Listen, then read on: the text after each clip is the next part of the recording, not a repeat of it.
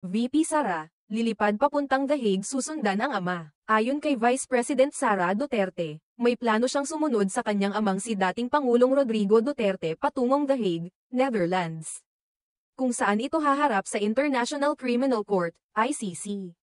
Noong Martes ng gabi, ika-11 ng Marso, nagbigay ng pahayag si VP Sara habang siya ay nasa labas ng Villamor Air Base sa Pasay City, kung saan siya ay hindi pinayagang makapasok sa loob.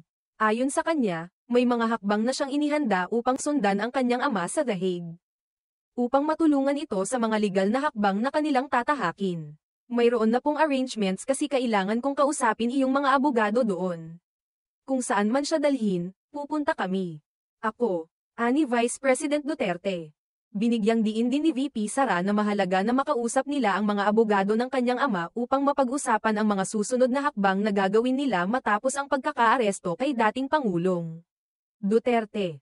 Ayon sa mga ulat, ang pagkakaaresto ng dating presidente ay may kaugnayan sa umano'y mga kasong krimen laban sa sangkatauhan na ipinupukol sa kanyang administrasyon kaugnay ng isinasagawang gyera kontra droga. Sinabi pa ni VP Sara na sa kabila ng lahat ng nangyari, nakahanda silang magpatuloy at lumaban para sa karapatan ng kanyang ama. Tiniyak ng pangalawang pangulo na sila ay nakatuon sa pagpapalawak ng kanilang mga hakbang upang ipagtanggol ang dating pangulo laban sa mga akusasyong ito.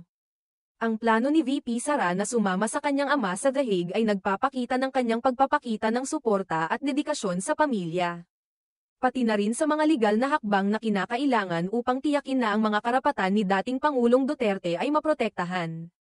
Sa kabila ng mga hamon, ipinakita niya ang kahalagahan ng pagkakaroon ng pondo at lakas upang magpatuloy sa mga hakbang na itutuloy sa harap ng mga pagsubok.